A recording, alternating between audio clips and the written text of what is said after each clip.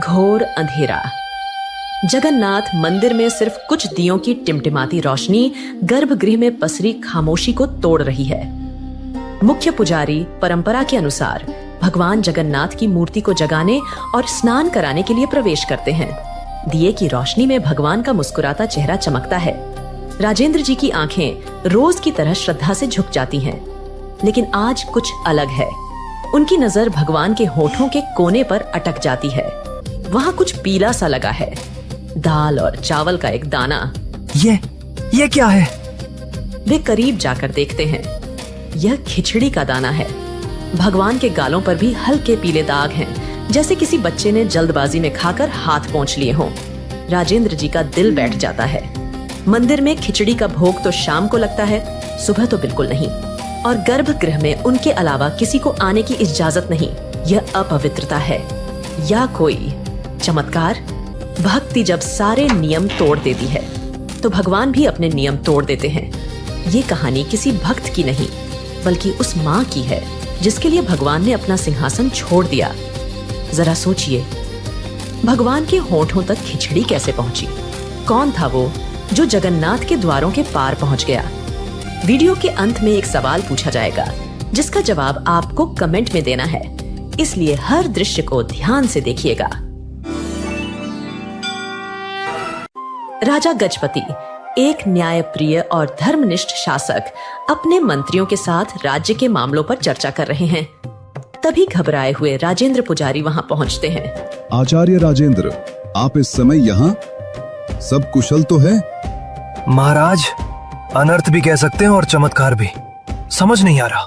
राजा खड़े हो जाते हैं। दरबार में सन्नाटा छा जाता है। स्पष्ट कहिए आचार्य, क्या हुआ है? महाराज, आज भोर में जब मैं गर्भगृह में गया तो मैंने प्रभु जगन्नाथ के श्रीमुख पर खिचड़ी के कण देखे।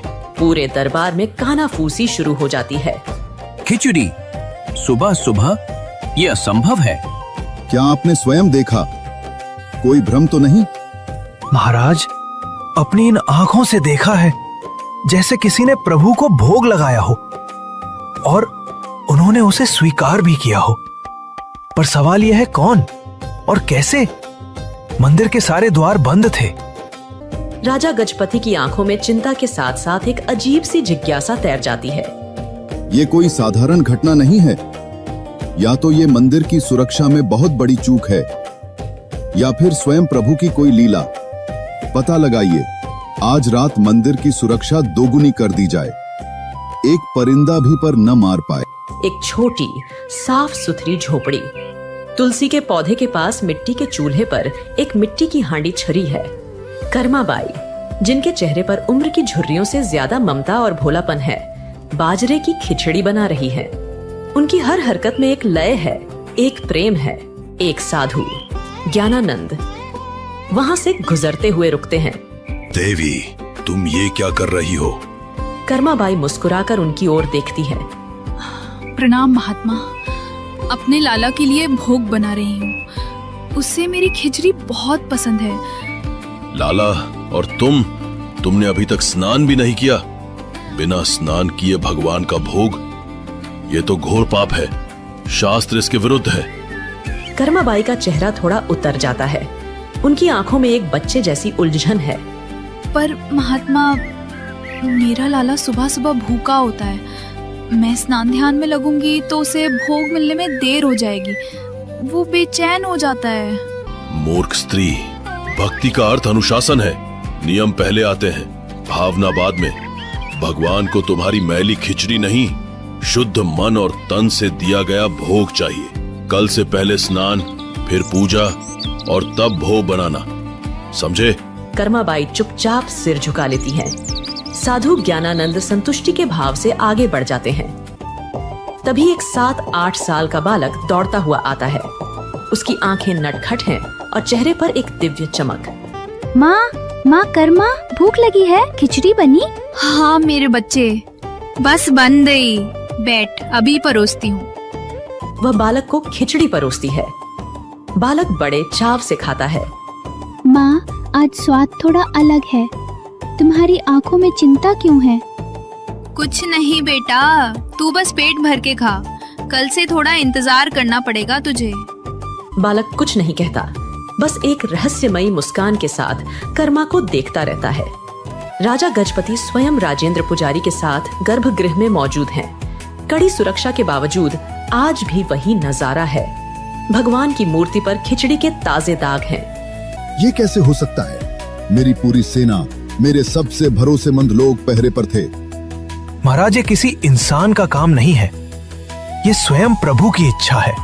हे प्रभु जगन्नाथ, ये क्या लीला है? हमें मार्ग दिखाएं। कौन है वो भाग्यशाली भक्त जिसका भोग आप सारे नियमों को तोड़कर स्वीकार कर रहे हैं? राजा को क्या पता था कि जवाब एक साधारण सी कुटिया में छिपा है।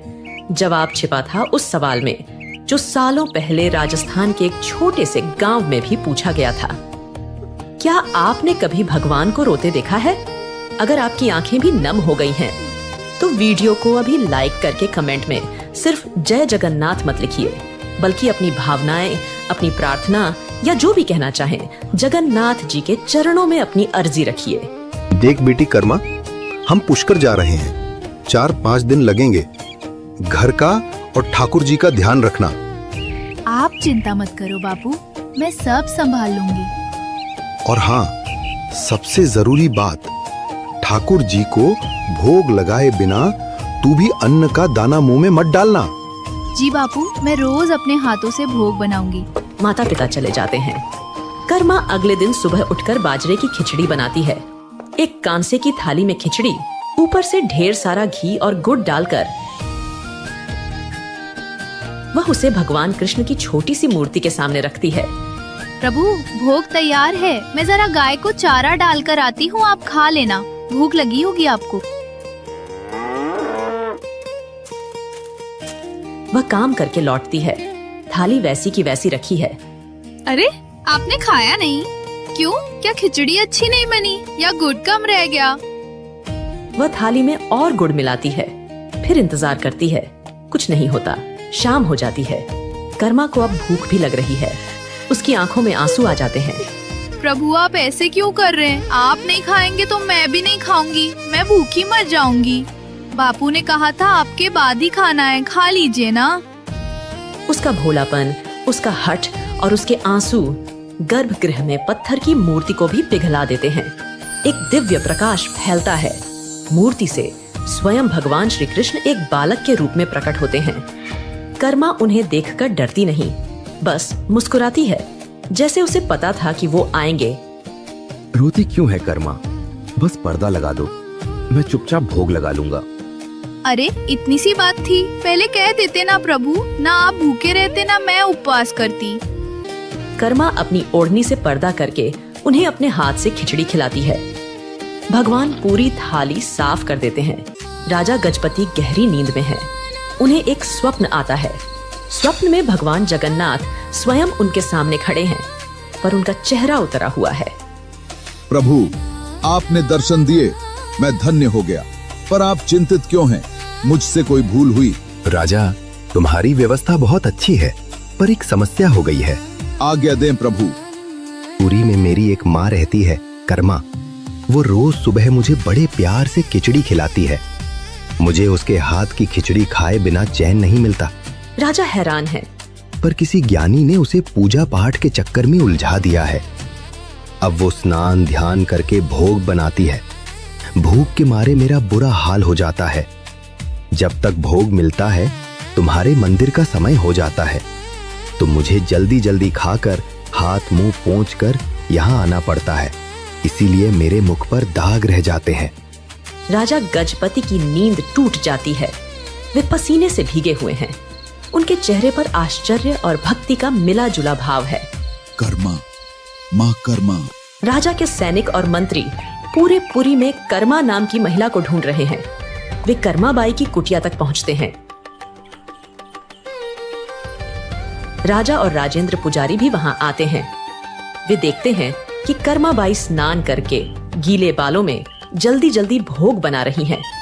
वही नटखट बालक बाहर बैठा इंतजार कर रहा है। माँ, जल्दी करो ना, बहुत जोर की भूख लगी है। राजा और राजेंद्र जी एक दूसरे को देखते हैं। वे समझ जाते हैं ये साधारण बालक नहीं है। तभी साधु ज्ञानानंद भी वहां आ जाते हैं।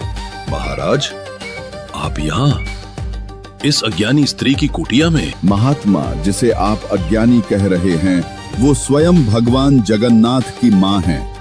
आपके थोपे हुए नियमों के कारण भगवान को भूखा रहना पड़ रहा है। ज्ञानानंद का चेहरा शर्म से झुक जाता है। उसे अपनी भूल का एहसास होता है। वह दौड़कर कर्माबाई के पैरों में गिर पड़ता है। मुझे क्षमा कर दो माँ। मैं शास्त्रों का ज्ञान तो पा गया, पर प्रेम का मर्म न समझ सका। आपकी भक्ति ही सच्चा शास्त्र है। आप जैसे पहले करती थी, वैसे ही अपने लाला को भोग लगाए। कर्माबाई उसे उठाती है। उनकी आंखों में कोई गुस्सा नहीं, सिर्फ ममता है। महात्मा, आप सही थे, पर मेरा लाला वो बच्चा है। वो नियम नहीं, सिर्फ माँ का प्यार समझता है। राजा गजपति और राजेंद्र पुजारी हाथ जोड़कर यह सब देख रहे हैं। उनकी आंखें नम हैं। कर्मा के माता पिता तीर्थ से लौटते हैं। माँ देखती है कि गुड़ का मटका लगभग खाली है। कर्मा, इतना सारा गुड़ कहाँ गया? माँ, ठाकुर जी रोज खिचड़ी खाते हैं ना, तो उन्हें गुड़ ज्यादा पसंद है। मैं रोज डाल देती थी। पिता जीवन राम को विश्वास नहीं होता। उन्हें लगता है बेटी झूठ बोल रही है। हमसे झूठ बोलती है? तूने ये खाया होगा सब। नहीं बापू, आपको यकीन नहीं तो कल खुद देख लेना। अगले दिन कर्मा फिर खिचड़ी बनाती है। माता पिता छिपकर देखते हैं। कर्मा थाली रखती है, ओढ़नी का पर्दा करती है और प्रार्थना करती है। वे अपनी आंखों से देखते हैं कि थाली में से खिचड़ी धीरे धीरे गायब हो रही है। उनके पैरों तले जमीन खिसक जाती है। वे दौड़कर अपनी बेटी के पैरों में गिर पड़ते हैं। बेटी, हमें माफ कर दे। हम तुझे पहचान न सके। तू तो साक्षात भक्ति का रूप है। समय बीत गया है। कर्माबाई अब बहुत वृद्ध और कमजोर हो गई हैं। वह अपनी चारपाई पर लेटी हैं। उनकी सांसें धीमी चल रही हैं। वही बालक जो अब भी उतना ही बड़ा है, उनका हाथ पकड़कर उनके पास बैठा है। लाला, अब मुझसे उठा नहीं जाता। आज खिचड़ी कैसे बनाऊंगी? तू भूखा रह जाएगा। तुम चिंता मत करो माँ, तुमने मुझे जीवन भर खिलाया। आज मैं तुम्हें अपने साथ ले जाने आया हूँ, जहाँ तुम्हें मेरे लिए कुछ बनाना नहीं पड़ेगा। कर्माबाई मुस्कुराती हैं और शांति से अपनी आंखें बंद कर लेती हैं। उनकी आत्मा शरीर छोड़ देती है। मंदिर में कोहराम मचा है। भगवान जगन्नाथ की मूर्ति की आंखों से अविरल आंसुओं की धारा बह रही है। पत्थर की मूर्ति रो रही है। राजा गजपति और राजेंद्र पुजारी भागे भागे आते हैं। वे यह दृश्य देखकर कांप उठते हैं। हे प्रभु, ये क्या हो रहा है? हमसे क्या अपराध हुआ? राजा गजपति समझ जाते हैं। वे हाथ जोड़कर प्रार्थना करते हैं। रात को राजा को फिर स्वप्न आता है। भगवान जगन्नाथ एक छोटे बच्चे की तरह सुबक सुबक कर रो रहे हैं। राजा, मेरी माँ चली गई। मेरी कर्मा माँ मुझे छोड़कर चली गई। अब मुझे सुबह सुबह प्यार से खिचड़ी कौन खिलाएगा? अब मैं किसका इंतजार करूंगा? राजा की नींद खुलती है। उनकी आंखों से भी आंसू बह रहे हैं। लेकिन ये एकमात्र माँ नहीं थी। ऐसी और भी कहानियां हैं जहां भक्ति ने भगवान को विवश कर दिया। राजा गजपति ने सभी पुजारियों और पूरे राज्य के लोगों को इकट्ठा किया है। उनका चेहरा दृढ़, निश्चय और गहरी भावना से भरा हुआ है। आज से और इस सृष्टि के अंत तक भगवान श्री जगन्नाथ को अर्पित होने वाले 56 भोग से भी पहले सबसे पहला भोग मेरी माँ, भगवान की माँ कर्माबाई के नाम से बाजरे की खिचड़ी का लगाया जाएगा, ताकि मेरे प्रभु को कभी ये न लगे कि उनकी माँ उन्हें छोड़कर चली गई है। उनकी माँ अब यहीं है, हम सबके दिलों में और इस मंदिर की परंपरा में हमेशा के लिए। और इस तरह एक साधारण किसान की बेटी अपने निश्चल प्रेम और भक्ति से जगन्नाथ की माँ बन गई। आज भी जगन्नाथ पुरी में हर सुबह दुनिया के सबसे शक्तिशाली भगवान अपनी माँ के हाथ की खिचड़ी के लिए एक बच्चे की तरह इंतजार करते हैं। अब देखते हैं आप में से किसने इस कहानी को ध्यान से देखा है। एक सवाल है आपके लिए उत्तर दे, हो सकता है कि अगली वीडियो में आपका नाम आ जाए। प्रश्न, खरमाबाई पहली बार भगवान को कौन सी चीज का भोग लगाती है?